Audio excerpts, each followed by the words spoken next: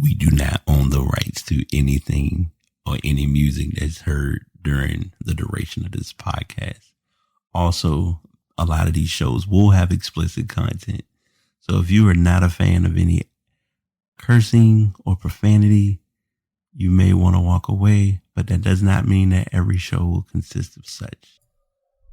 Are you serious? Like, we at season 7, like 1, 2, 3, 4, 5, 6, 7 seasons. Yeah, season 7. Magic number. If you know, you know. I'm not gonna go in depth with that, but yeah, this will be a very positive season. I don't know why and what's making me say that, but everything's changed. Everything is a lot different. I know the title you'll still see the podcast about sports and stuff, but yeah, I ain't gonna get no sports. Correction, you will still get sports because this is still called a podcast about sports and stuff. Just want to add that in there. I'm still, like I said, stuff is very fluctuating now. I found that the connection with things is to get people to talk, as well as me taking time to talk. So you'll notice it, especially when you hear the first few episodes of this season. But it's just about sitting down and just having good talk, good conversation. Pass the message. Y'all know they ain't going nowhere. If you know, you know. If you've been around for a while, you already know how we give it up. But just hang in there. The content's amazing. The moves are even more amazing. And just put yourself in the right headspace to get this information. So hope y'all enjoy. What is up? What's going on? Episode 376 of The Pass is here. I'm your host, BT, with yet another episode. And wow. The insane thing is, literally right after I recorded the podcast, did some editing, uploaded it and all that jazz, some information broke, which we're going to get into in a moment. I'm starting with that because if you notice, the title is called Your Company, and you'll see what I mean when I get into that specific topic. So as you know, if you've been a listener and you know how we do, we're going to start with sports a little bit, and then we'll get into some stuff. I don't really think I have anything tech heavy today. There really hasn't been like any tech revelations that I personally ever come across. Now, I could be wrong, but right offhand, I don't have anything. But we're just going to go ahead and go right into it. So the first part is, I would call it the coach firing carousel, if you will. An interesting stat was brought about, which is, other than Steve Kerr, the last 4 championship winners, so Frank Vogel, Nick Nurse, Monty Williams, you can count him as far as a finalist coach. I mean, he was a finalist coach, but he didn't win. But and Mike Budenholzer, all won championships. And out of those coaches, like I said, Kerr is still coaching with Golden State. However, Mike Budenholzer got fired after Milwaukee got upset by Miami. Nick Nurse was fired by Toronto. Toronto really didn't have the best season. They did make if I remember correctly, they were in the play-in game and lost. And as we talked about already, if you've been keeping up and you aren't aware, Frank Vogel was released with LA pretty quick. Monty Williams was one of the more so Monty Williams recently got fired from Phoenix, and one that I think took a lot of people by surprise, but the timeline kind of made it clear that it was coming, and that is Doc Rivers being fired by the 76ers. So to kind of give some context with the 76ers story, their series with the Celtics 76ers series went 7 games. Game 7 was a very huge blur, to say the least. And I say it, or I use that terminology, because James Harden didn't really have one of his best performances. Joel Embiid did not show that he was MVP in that matchup, but it was just kind of put on display that they kind of had like a method of shutting him down. I don't like the term the Jays, but Jaylen Brown and Jason Tatum both had solid performances in Game 7, which was able to get them to the next round where they're playing Miami right now. And oddly enough, they're down 2-0 in that series. So after that series, probably a few days later, the news comes out about Doc Rivers being fired. Then a bigger question or a bigger topic comes up as far as James Harden, what he's going to do. He's looking at possibly testing free agency. He wants to leave Philly. He wants to see if he can get a bigger contract or get an opportunity of getting a championship. Rumors are circling that he might go back to Houston, which I personally don't think makes sense. There's even talk of possibly him going to Phoenix to join Durant, which I really don't understand. If you just, no one's really talked about this, and I guess it's kind of being brought to the forefront. But I don't think James Harden wanted to play with Kyrie Irving. That's just my personal take on that whole scenario. Because as soon as that following season started, where after they lost to Milwaukee, they only had Durant playing. The infamous, if only his feet were a little bit smaller, it would have been a 3. All of those options coming up, and the Bucks going on to win that series and then obviously win the championship. Harden just looked like he was more pressed to try to leave than to try to work with Kyrie. And the bad part is, if you really look at the team, and this is just my personal take, Harden would have been a good 2-guard off-ball player. But the problem with the NBA, and I've talked about this a lot of times, is having 2 guards or 2 point guards, having 2 point guards and or 2 ball dominant guards on the floor at the same time can be a little challenging. We're seeing it right now. No one's really talking about it, but you're going to notice it more clear with Luka and Kyrie being on the floor together. But I digress. Lakers were able to beat Golden State, which I think caught a lot of people off guard. It's now generating a lot of questions as to what's going to happen with the Warriors organization. Are they going to let Draymond walk? I mean, we already know without knowing. Steph, Clay, they aren't going anywhere. Is Jordan Poole staying? Kuminga has come up in free agency or trade talk. A lot of names, a lot of options have been kind of spun around to say the least. So, like I said, the Lakers went on. Denver did what Denver does. They, knocked off their opponent, and now it's Denver against LA. It's so bad because Mike Malone has had to literally be on the podium and constantly talk about the fact that the league wants LA and Boston, but just because the league wants it, or in my personal phrase, the script shows that they should be playing each other, I don't see it. And I've said this in my sports group with a couple of folks that I chat with. We're not going to see, like, LeBron is 38. LeBron's a good basketball player. He's one of the best players or talents we've seen in a while. But it's Father Time's undefeated. And, I mean, he can play as best of basketball as he can. But I'm saying this with a transparent perspective. It's not just on the statistical factor. It's also on the team chemistry and the team dynamic. Like, some players, it is what it is, and time just kind of runs its course.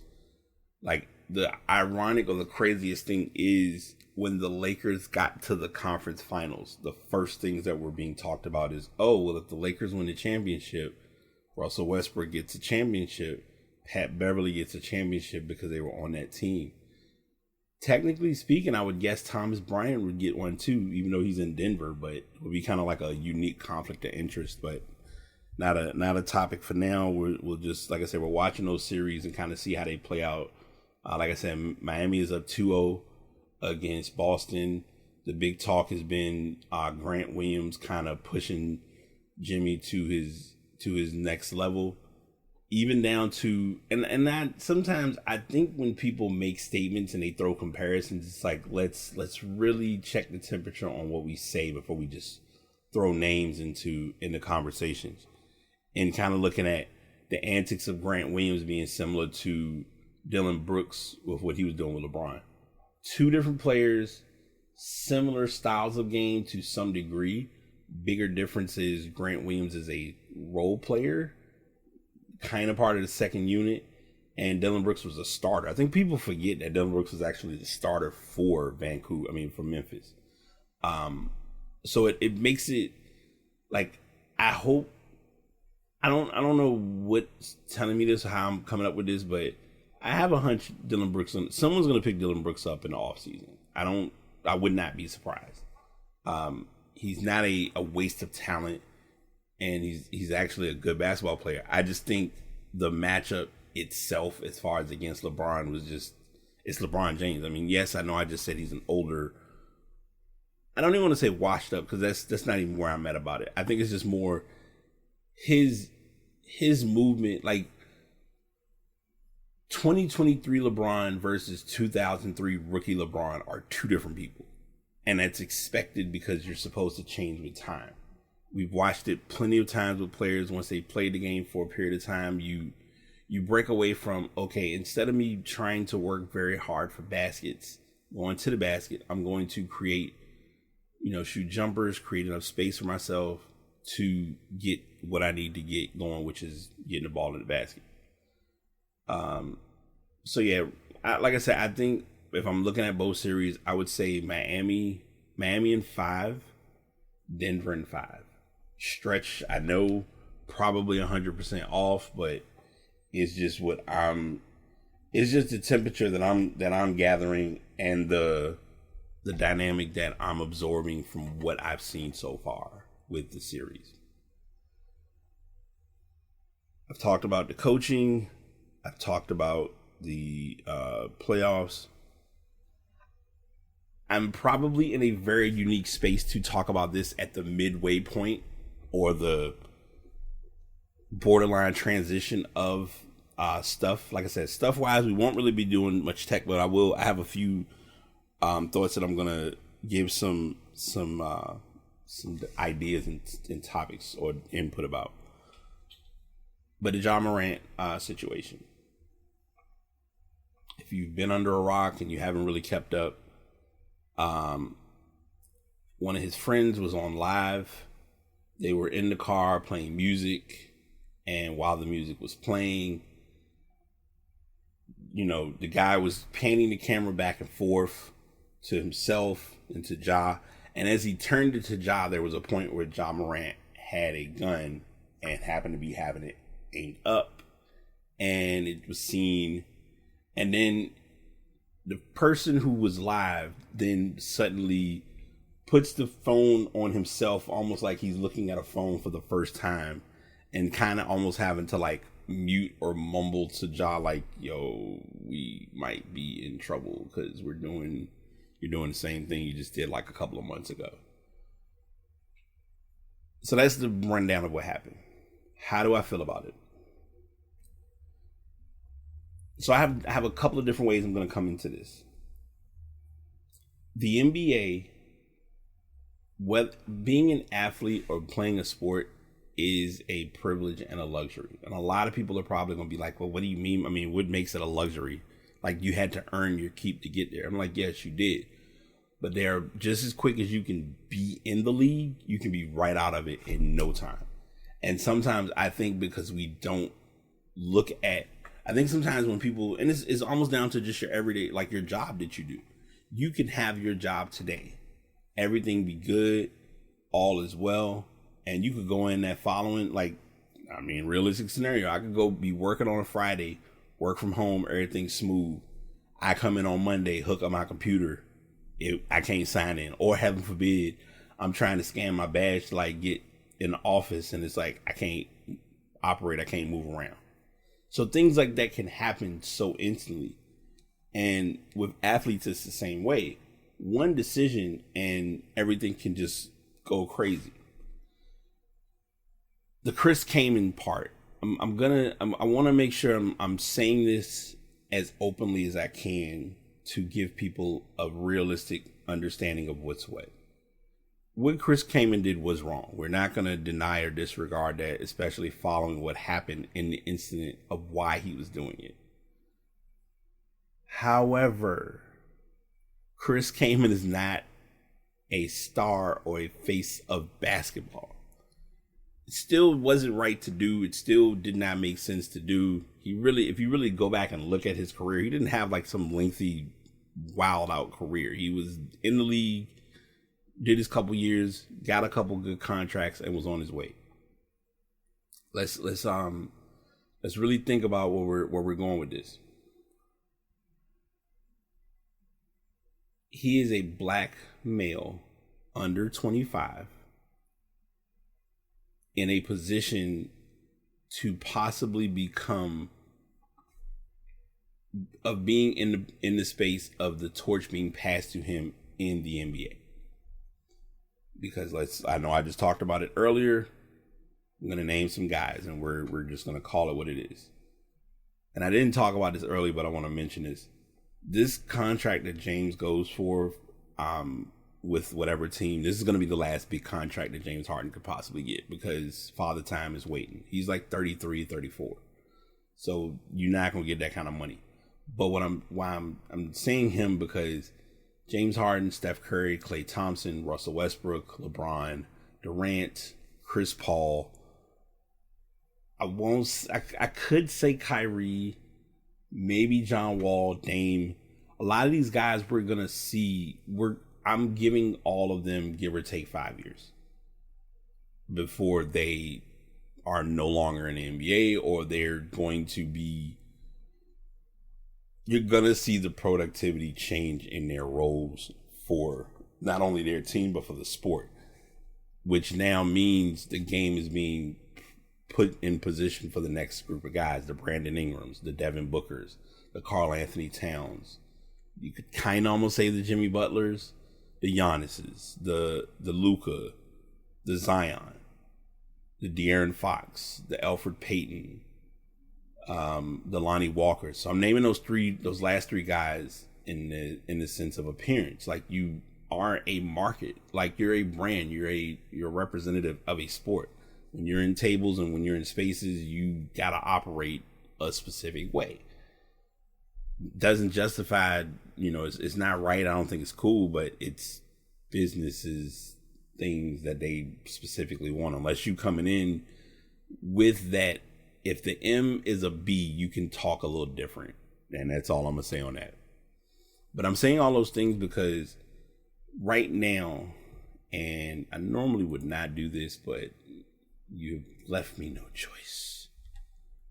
I want to give you all some understanding on something because so I want you to really sit with what I'm about to share. He just recently signed because he's already finished his entry level / rookie contract. That's done. That was a 4-year contract for $40 million. He is currently in a contract for 5-year, $194 million. All of it is guaranteed. He's expected to make an average salary of $38 million. So to give you an idea, and this is just to show you why this is a big deal. And let's be real. Let's talk it all out because we need to put it all in perspective. This season, he finished the final year of the rookie contract with the entry level contract.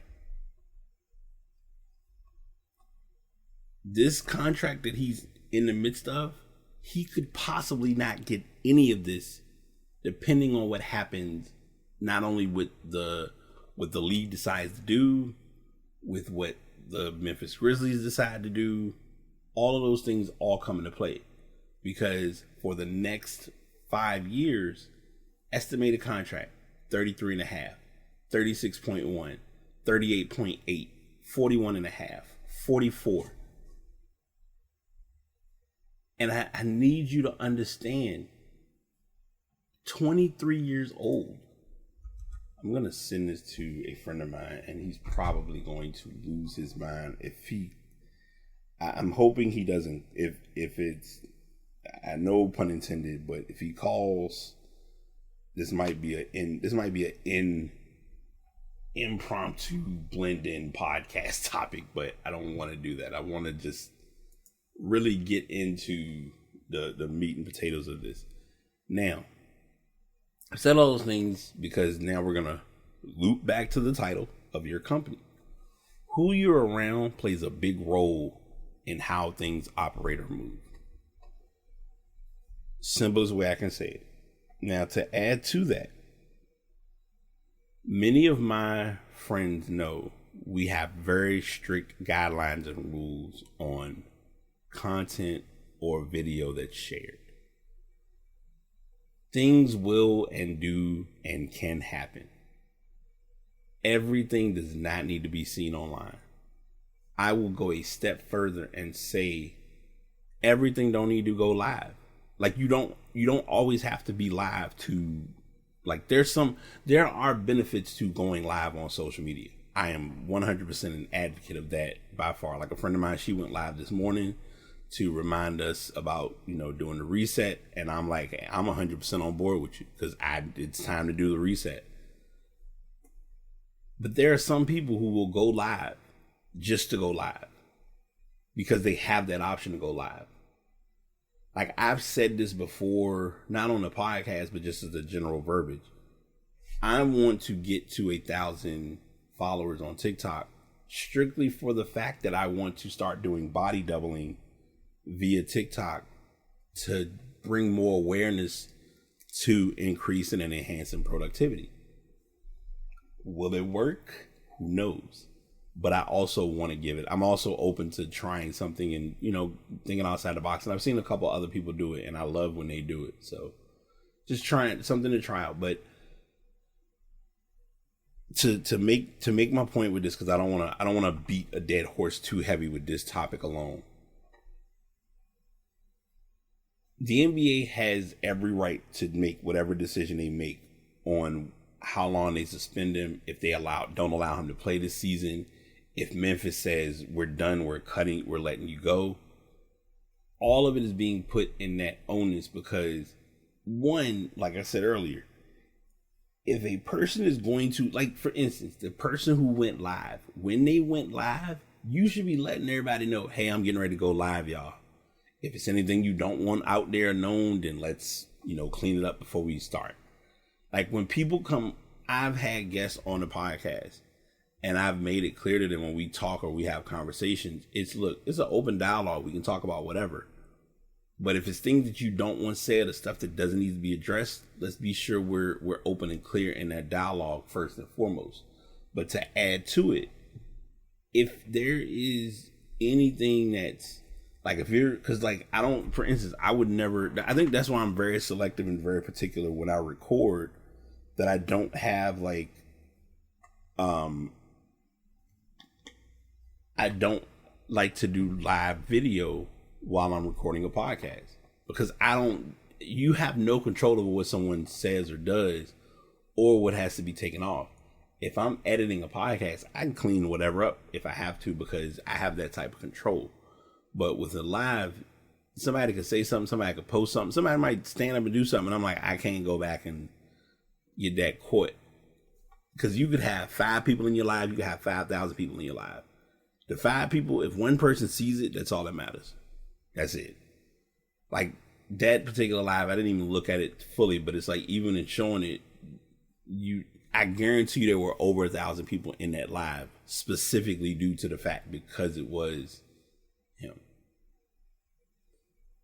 So yeah, you just have to operate very smart in what you do. I'm not against people going live. I'm not against people sharing or creating content online, but just use it and make sense of using it. I think that's probably my personal gripe I have about it, is that some people will go live just to say they're going live, and it's like, this is a waste of like it's a waste of having the opportunity to go live. It just doesn't make sense personally.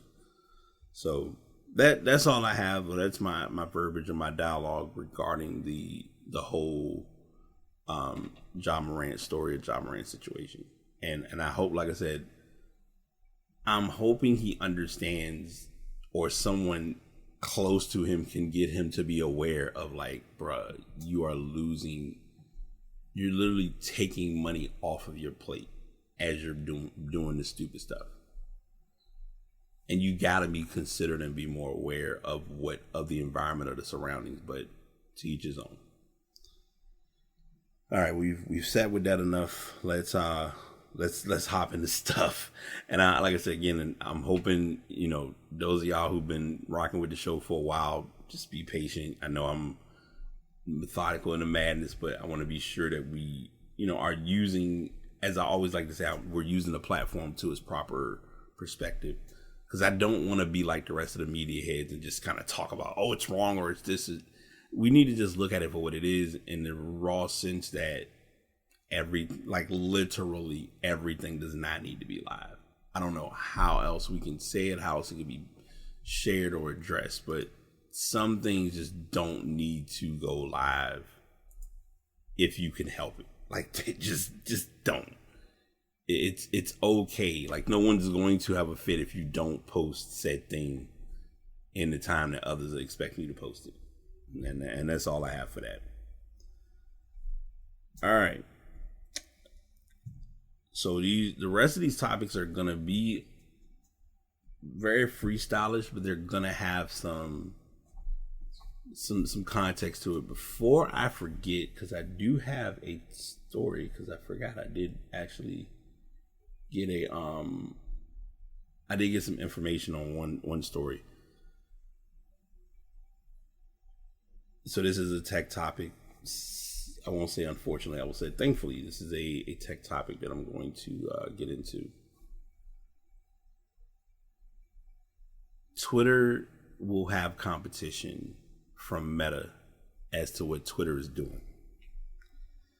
So if you haven't been keeping up, or if you're behind in times, Meta and or Instagram, or Facebook and Instagram, is trying to find that way to be innovative and be cutting edge, and they've ran out of options. They did the reels, they've done the stories. A lot of what they're doing in that avenue, TikTok is kind of washed away.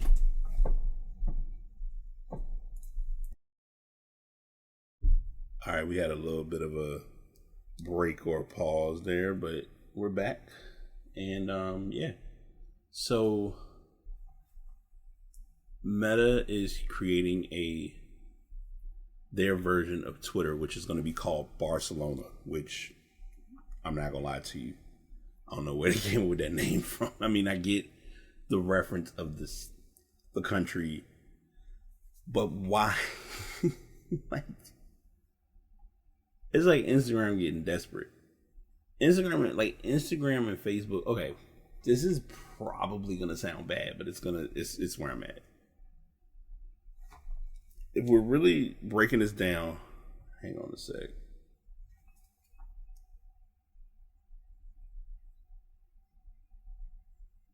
Okay, my ears had a moment.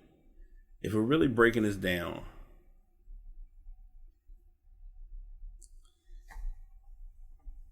gosh, I don't like doing these, but it is what it is. And my bad, I'm having to do somewhat of a tech change in between the podcasts, because y'all know how I do. I'm really particular about sounds and audio and all that type of stuff. So,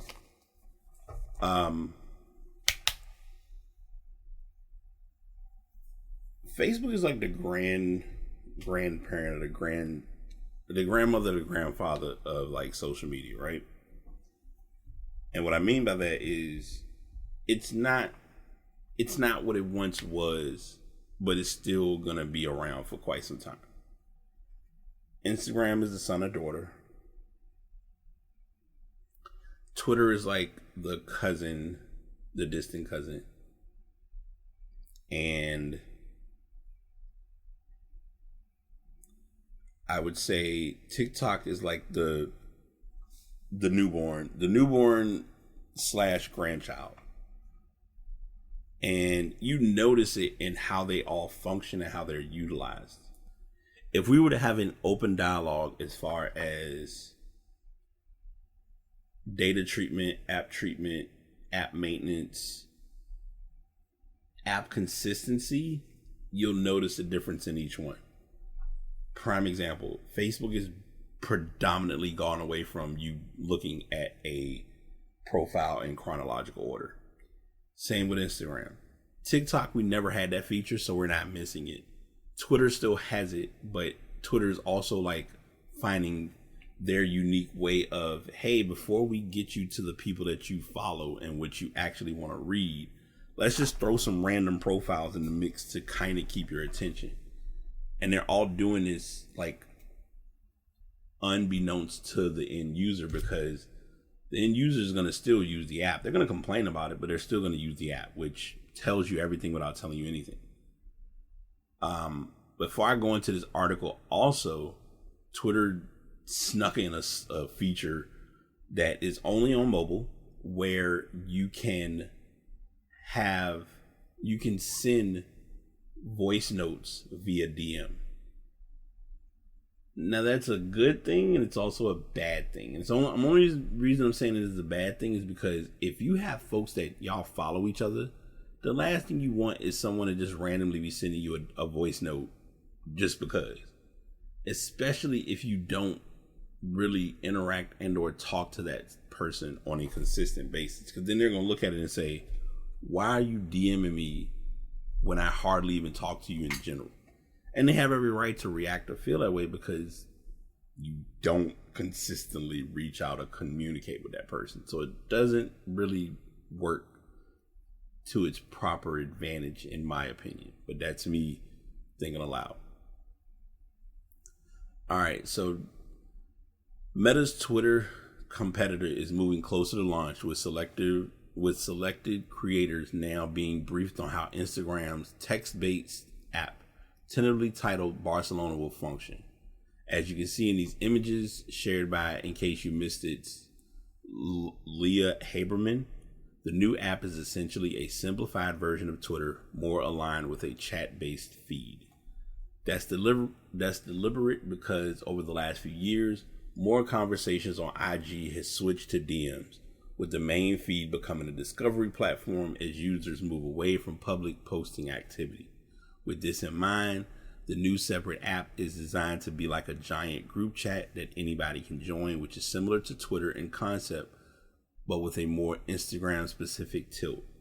In terms of specifics, users will be able to sign on to the app using their Instagram credentials, including your username, while you'll also be able to sync up your IG followers. Users will be able to post text updates of up to 500 characters. Ironic, since that's like more than almost double what Twitter offers. While you'll also be able to add links, photos, and videos up to 5 minutes in length. Another way of competing with the competitor, because Twitter, you're limited to 2 minutes and 20 seconds with free, and I think you can go up to 10 minutes with Twitter Blue. Only thing I'm gonna say about this before I continue reading this article is I hope Instagram doesn't make this subscription based. Now, if they say this anywhere in this article, I'm gonna close the article and we'll go to something else. And as you can see in the image of the main feed, in addition to being able to reply to posts and streams, you'll also be able to like, reply, and repost, like retweeting in the app. The new app is being built on a decentralized backend, which is Meta's first attempt of building a decentralized network, which it says will make your profile compatible with other decentralized systems. So while it's going to be seen as a Twitter competitor, which in some ways it is, the project is also Meta's attempt to better align with evolving usage trends, while also experimenting with decentralization and the capacity for a more open system to better serve social media users on various fronts. As noted, Meta has reportedly been briefing creators on the app, while Met Navarre also notes that various celebrities and high-profile sports stars are also being offered early access to the platform ahead of a public release. So there are people who have access to it now. Instagram has already released several updates to lean into this trend, including broadcast channels, its one-to-many messaging feature, and Notes, which enables users to share a conversation prompt story in a stories-like bubble above your direct box. Which, by the way, before we go into this, the subscription part or the broadcast channels, I'm kind of indifferent about. Like, I get how it's useful for different creators to get information out to others. The only dilemma is you can't respond to anything. And it's kind of like, in my opinion, a waste of time. But what do I know? So this article, I will make sure is in the show notes as well. So you'll have that as a resource and or a reference. Like I said, we'll see. I'm not, and I'm being 100% honest with you. I know people will say certain things, but realistically, I'm not adding any more apps. I'm trying to take apps off my phone. Like, I just watched a video from Tristan Harris, who was part of The Social Dilemma. He also worked with Cal Newport in writing or they gave a section that he talked about with digital minimalism, as far as how our devices work against us more than they work for us. And he showed it on one of the videos I watched. He basically showed his homepage, and his homepage blew my mind, because it was like, wait a minute, why do I have a whole bunch of apps on my direct screen that I don't necessarily need to be on at the moment that they're there? A lot of this can be condensed or simplified in a box format. So put what I realistically need on my first page, and then everything else can be put into categories and groups. Put them further away on your home page, and don't feel compelled to have to put them on your first page. I know in some ways I'm about to say something that's not a surprise, but that's easier said than done for a lot of people, because most folks want to be able to get to Temu, AliExpress, Amazon, Shein. I can't think of all other main stage companies, but your places that you will buy items, as well as your food items. Like the things and I'm probably going into my next topic without knowing I'm going into it, but tech has done what tech needs to do to make things more convenient for the end user. And they know how to do this by reminding you and giving you the confirmation of putting certain apps on certain parts of your on your screen. This is not a topic on here, but I'm going to talk about this a little bit.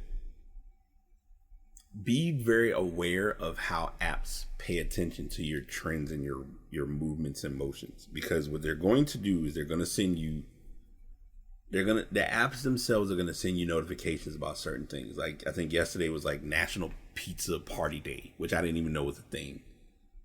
Of course, we all know about March 14th being Pi Day.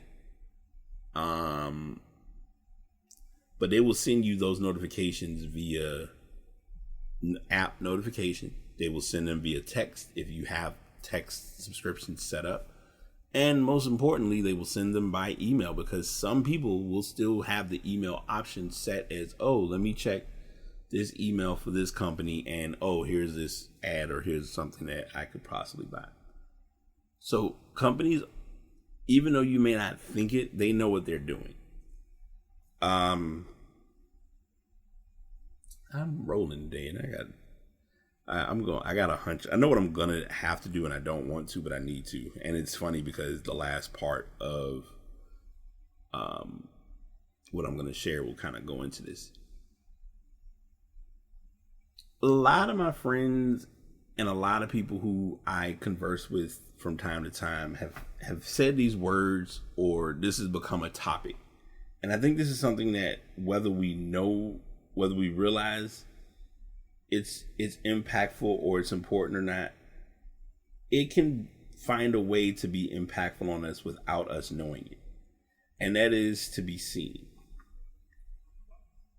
Now, when I use the term or use the phrase of being seen, it references from my personal perspective of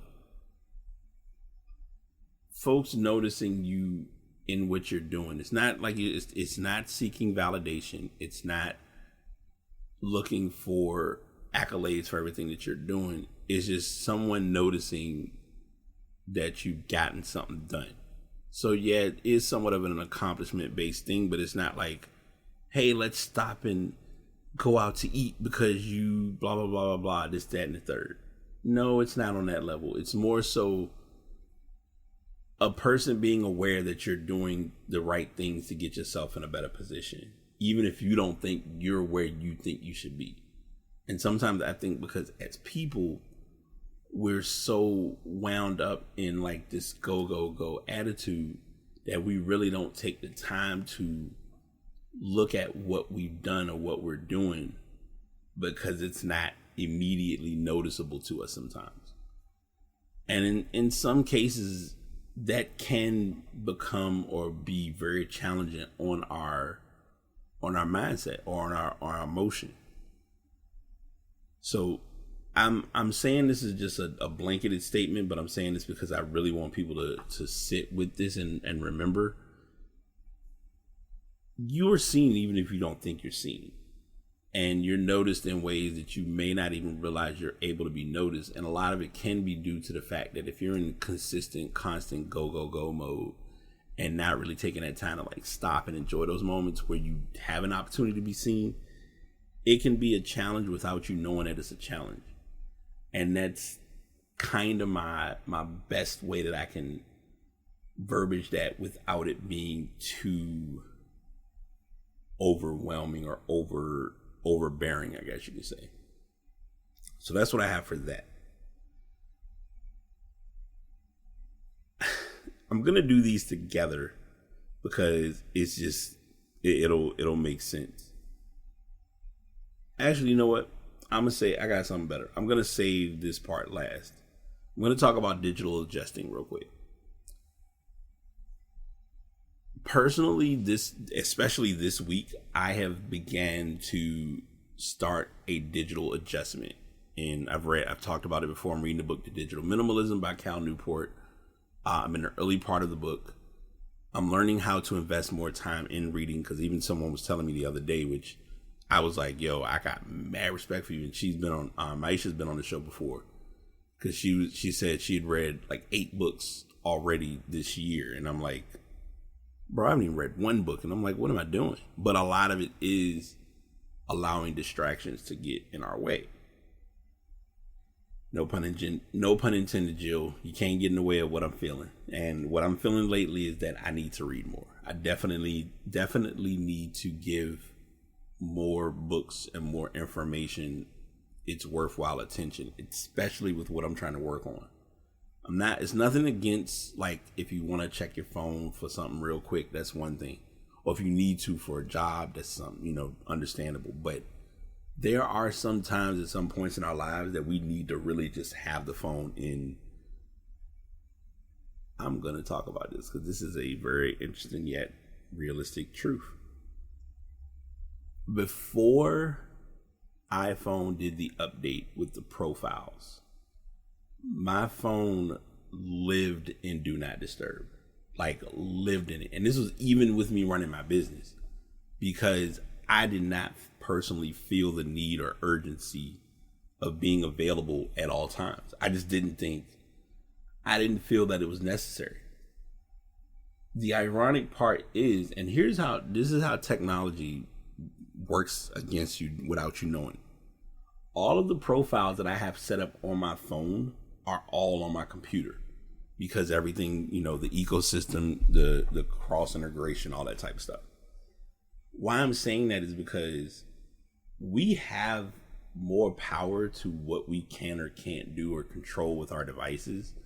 It's just a matter of us putting those things in place to say, okay, I'm going to do this under these circumstances, and be more intentional with doing it.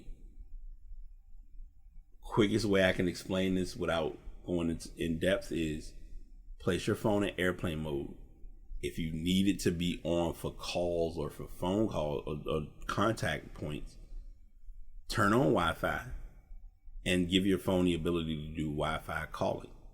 That way you can receive any calls that you need to receive, but still be able to remain productive on what you need to remain productive on. The dilemma behind that, and this is probably where the bigger challenge comes into play, is, especially if you have an iPhone, anyone that you are in contact with that has Android, you wouldn't be able to talk to, which kind of sucks. But all of that being stated, with digital adjusting, I'm beginning to spend more time not being in the phone if I don't have to.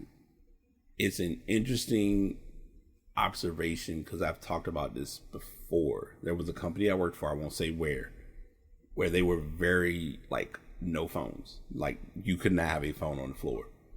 And for good reason, because of the type of work it was. It was customer service, but you're dealing with accounts, you're dealing with finances, you're dealing with like people's information. So you don't want someone to blatantly or ignorantly take a snapshot of someone's information, and then that's how you got data breaches, accounts being compromised, things of that sort. So, and I'm not saying the company, because that's not what this is about. This is just me making an example of, even down to our day-to-day lives, we sometimes need to literally just put the phone down and take a break and do something else.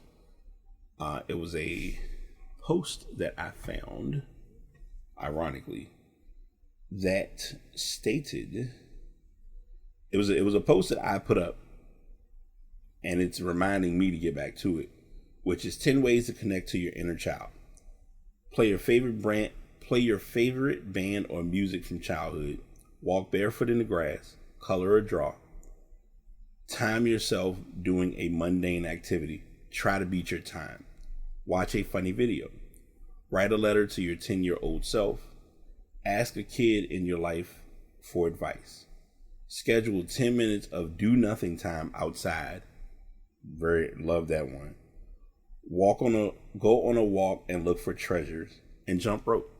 And I think those little things like that are how you help your body keep going. Like I've personally found, and this is just my thing that I've realized, anytime I'm doing any form of exercise, I'm personally valuing it, but my inner child is like, yo, we've been trying to do this for a minute. Like the times that I've gone out and played basketball, it's like a different person, a different vibe. So I think doing those little things and just putting yourself in a better position to digitally adjust or digitally disconnect can go a long way. Fighting the norm or being different, being the individual or doing things outside of what everyone's accustomed to. Not everyone is a fan of it. Not everyone is going to understand it. But the best part about it is if they appreciate and or value it, then they'll support and rock with you on doing it. But if it's like that conflicting to them or that much of a difficult dialogue or connection, then it almost goes to saying like, show me your hand without showing me your hand. Cool, you just showed me your hand. Now I know how you operate and I know where you stand on that. And we don't have to waste our time like trying to play like we cool and we ain't cool. And I've seen that firsthand on numerous occasions where we want to find our normal, we want to find our way, and our way is our way for a reason. It's not like we have to go the way or do what everyone else is doing.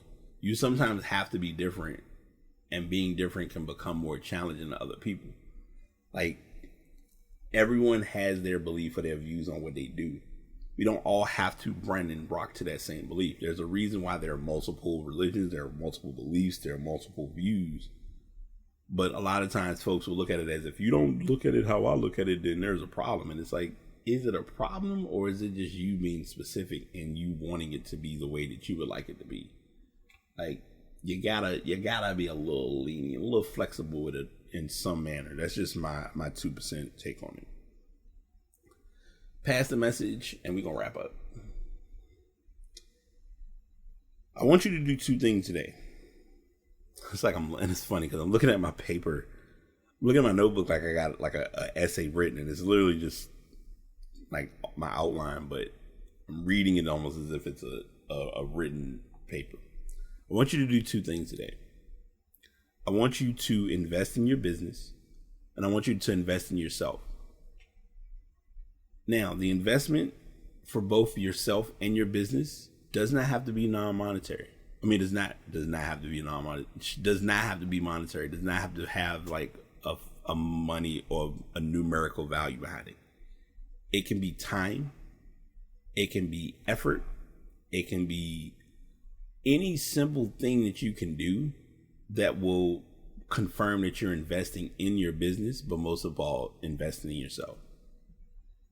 A simple way to invest in yourself is to leave your phone in the house, go outside, and just be. It will surprise you because you're accustomed to, oh, I'm going to go do this, so I have to have this with me. And it's like, do you really need it with you right now? Can you be okay without it for like a couple of minutes? Another example, and a lot of people will probably stop listening to my podcast for what I'm about to say. Your phone does not need to go to the bathroom with you. That is personal time. Plus, it's kind of germy and nasty a little bit, but hey, to each his own. But the truth is, you can go to the bathroom and go to the bathroom, and it doesn't have to feel like you're in the bathroom with your phone. The next one might get me in trouble. And I'm going to talk about the investing in your business part too, because I don't want this to just go to waste, because I really want to make some things clear with everyone on this. But before I talk about that, when you go to lunch, a lot of times we take lunch, and I've seen people do this. I've witnessed this firsthand, where someone will spend lunch. Now, there's specifics to this, because I'm a person, whenever I'm on lunch, I personally want I don't want to deal with as much background noise as if I don't have to. So a lot of times I will put in my earbuds and I'll play music. But play music and eat lunch. You don't need to play music or put your earbuds in scrolling social media, scrolling TikTok, reading statuses. Because the same 5 people gonna write the same 5 statuses. We need to call that what it is. But you're scrolling doing that, and in the process you're not eating, and nor are you enjoying your lunch. So, and I'm gonna challenge you all, and I'm also challenging myself with this. For lunch, if you got your phone with you, cool, whatever. But once you have all of your food and you start eating, place your phone in your pocket. Better yet, place it in your back pocket. And just eat. Try it. Just try it. If it ain't for you and you have to have a phone, go with what you know, but try it out and see the change and the uniqueness and productivity. I think we have to go back to the things that have the potential and possibility to work in our favor without feeling stuck sometimes. Your business. This is going to seem small, but it's going to be huge in the long run. Notebooks, ebooks, tools, books, resources. Invest. I have a massive amount of books that I'm reading or looking to read, related to graphic design, related to web design, related to just creating content in general. And reading those books, I know are going to help me get to that next level without me fighting myself to feel like I have to prove, because there's nothing to prove anymore. Like, I think that's the challenge is we've made it like there's something to prove. The truth is there's really nothing to prove as much as we think there is. But we've placed that pressure on ourselves to feel like, oh man, I got to do this, this, and this, because if I don't do it, it's not going to get done. And your business can run. Now let me make sure I'm saying what I'm about to say clear. If your business is your primary source of income, you got to put the effort and the work out there. If it is not, you still need to put the effort out there so that you can generate it to become your primary source of income. I just yelled at myself that fast. I really just yelled at myself that quick. This is why I do podcasting. Because sometimes the message is for y'all, but a lot of times it's me talking to you all, but hearing what I'm saying as I'm talking, and I'm like, damn,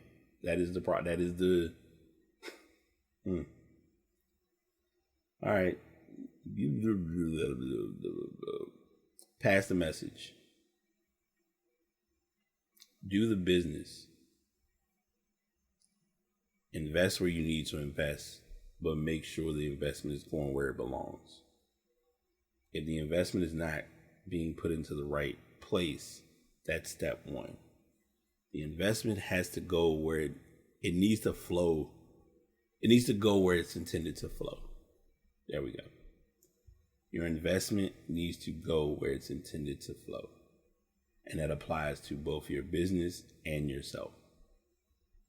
So if the investment needs to go into you, you have to allow it to go into you, to flow through you, to properly invest in yourself and to show yourself that you love you and you care about yourself. And that's the other part. Love you and care about you. Love your business and care about your business. If you treat your business a specific way, you'll get what you need from it. If you think of like any business, like the post office, the fast food restaurants, the convenience stores, the gas stations, the pharmacies, if CVS did not have self-checkouts, then you would have people who were just fussing because no one's in the front to check them out. But now you've placed self-checkout for people, me being one of them, who was like, hey, I can scan my stuff and get on up out of here. Walmart. People hate Walmart, but observe the fact that if you really look at it, especially your super centers, they're going to have more self-checkouts than Target.